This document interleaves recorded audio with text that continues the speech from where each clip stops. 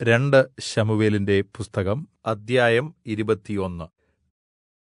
ദാവീദിന്റെ കാലത്ത് 3 വർഷം തുടർച്ചയായി ക്ഷാമം ഉണ്ടായി. ദാവീദ് യഹോവയുടെ അരുളപ്പാട് ചോദിച്ചപ്പോൾ, ശൌൽ ഗിബെയോന്യരെ കൊന്നതുകൊണ്ട് അത് അവൻ നിമിത്തവും രക്തപാതകമുള്ള അവന്റെ കുടുംബം നിമിത്തവും ആകുന്നു എന്ന് യഹോവ അരുളിച്ചെയ്തു. അങ്ങനെ രാജാവ് ഗിബെയോന്യരെ വിളിച്ച് അവരോട് സംസാരിച്ചു. ഗിബെയോന്യർ യിസ്രായേല്യരല്ല, അമോര്യരിൽ ശേഷിച്ചവരത്രേ. അവരെ സംരക്ഷിക്കാമെന്ന് യിസ്രായേൽ മക്കൾ സത്യം ചെയ്തിരുന്നു എങ്കിലും ശൌൽ യിസ്രായേല്യർക്കും യെഹൂദ്യർക്കും വേണ്ടി തനിക്കുണ്ടായിരുന്ന അതിതാല്പര്യത്താൽ അവരെ കൊന്നുകളയുവാൻ ശ്രമിച്ചു. ദാവീദ് ഗിബെയോന്യരോട്, ഞാൻ നിങ്ങൾക്ക് എന്ത് ചെയ്തു തരണം? നിങ്ങൾ യഹോവയുടെ അവകാശത്തെ അനുഗ്രഹിക്കേണ്ടതിന് ഞാൻ എന്ത് പരിഹാരം ചെയ്യണം എന്ന് ചോദിച്ചു. ഗിബെയോന്യർ അവനോട്, ശൌലിനോടും അവന്റെ ഗൃഹത്തോടും ഞങ്ങൾക്കുള്ള കാര്യം പൊന്നും വെള്ളിയും കൊണ്ട് തീരുന്നതല്ല. യിസ്രായേലിൽ ഞങ്ങൾക്കുവേണ്ടി ഒരുവനെ നീ കൊല്ലുകയും വേണ്ട എന്ന് പറഞ്ഞു. നിങ്ങൾ പറയുന്നത് എന്തുതന്നെയായാലും ഞാൻ നിങ്ങൾക്ക് വേണ്ടി ചെയ്തുതരാം എന്ന് അവൻ പറഞ്ഞു.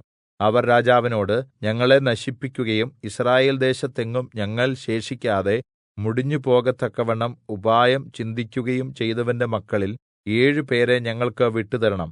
ഞങ്ങൾ അവരെ യഹോവ തിരഞ്ഞെടുത്ത ശൌലിന്റെ ഗിബെയയിൽ യഹോവയുടെ മുമ്പിൽ തൂക്കിക്കളയും എന്ന് ഉത്തരം പറഞ്ഞു. ഞാൻ അവരെ തരാം എന്ന് രാജാവ് പറഞ്ഞു. എന്നാൽ ദാവീദും ശൌലിന്റെ മകനായ യോനാഥാനും തമ്മിൽ യഹോവയുടെ നാമത്തിൽ ചെയ്ത സത്യനിമിത്തം ശൌലിന്റെ മകനായ യോനാഥാന്റെ മകൻ മെഫീബോശത്തിനെ രാജാവ് ഒഴിവാക്കി. അയ്യാവിന്റെ മകൾ റിസ്പാ ശൌലിന് പ്രസവിച്ച 2 പുത്രന്മാരായ അർമ്മോനിയെയും മെഫീബോശത്തിനെയും ശൌലിന്റെ മകളായ മേരബ് മെഹോലാത്യൻ ബിർസില്ലായുടെ മകനായ അദ്രീയേലിന് പ്രസവിച്ച 5 പുത്രന്മാരെയും രാജാവ് പിടിച്ച് ഗിബെയോന്യരുടെ കയ്യിൽ ഏല്പിച്ചു. അവർ അവരെ മലയിൽ യഹോവയുടെ മുമ്പാകെ തൂക്കിക്കളഞ്ഞു. അങ്ങനെ അവർ 7 പേരും ഒരുമിച്ച് മരിച്ചു. കൊയ്ത്തുകാലത്തിന്റെ ആദ്യ ദിവസങ്ങളായ യവക്കൊയ്ത്തിന്റെ ആരംഭത്തിലായിരുന്നു അവരെ കൊന്നത്. അയ്യാവിന്റെ മകളായ റിസ്പാ ചാക്കുശീല എടുത്ത് പാറമേൽ വിരിച്ച് കൊയ്ത്തുകാലത്തിന്റെ ആരംഭം മുതൽ ആകാശത്തുനിന്ന് അവരുടെ മേൽ മഴ പെയ്തതുവരെ പകൽ ആകാശത്തിലെ പക്ഷികളോ രാത്രി കാട്ടുമൃഗങ്ങളോ അവരെ തൊടുവാൻ സമ്മതിക്കാതിരുന്നു.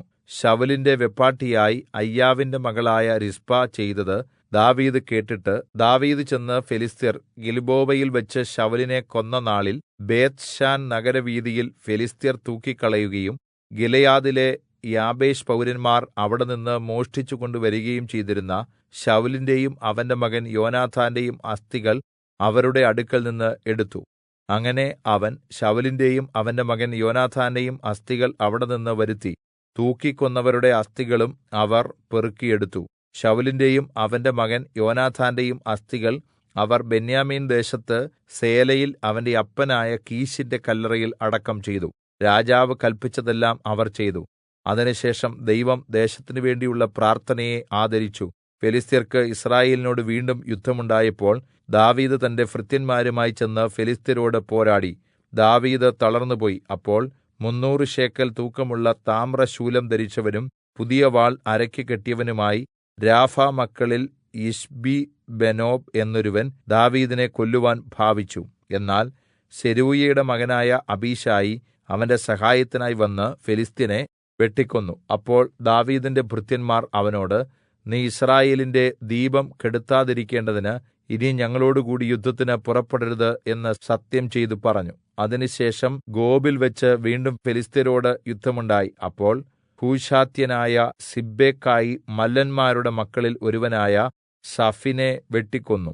ഗോബിൽ വെച്ച് പിന്നെയും ഫെലിസ്ത്യരോട് യുദ്ധമുണ്ടായി. അവിടെ വെച്ച് ബേത്ത്ലേഹേമ്യനായ യാരെ-ഓരേഗീമിന്റെ മകൻ എൽഹാനാൻ ഗിത്യനായ ഗോലിയാത്തിന്റെ സഹോദരനെ വെട്ടിക്കൊന്നു. ഗോലിയാത്തിന്റെ സഹോദരന്റെ കുന്തത്തണ്ട് നെയ്ത്തുകാരുടെ പടപ്പുതടി പോലെ ആയിരുന്നു. പിന്നെയും ഗത്തിൽ വെച്ച് യുദ്ധമുണ്ടായി. അവിടെ ഒരു അതികായൻ ഉണ്ടായിരുന്നു. അവന്റെ ഓരോ കൈക്ക് 6 വിരലും ഓരോ കാലിന് 6 വിരലും ആകെ 24 വിരൽ ഉണ്ടായിരുന്നു. ഇവനും രാഫയ്ക്ക് ജനിച്ചവനായിരുന്നു. അവൻ യിസ്രായേലിനെ അധിക്ഷേപിച്ചപ്പോൾ ദാവീദിന്റെ സഹോദരനായ ശിമെയിയുടെ മകൻ യോനാഥാൻ അവനെ കൊന്നുകളഞ്ഞു. ഈ 4 പേരും ഗത്തിൽ രാഫയ്ക്ക് ജനിച്ചവരായിരുന്നു. അവർ ദാവീദിന്റെയും അവന്റെ ഭൃത്യന്മാരുടെയും കയ്യാൽ കൊല്ലപ്പെട്ടു.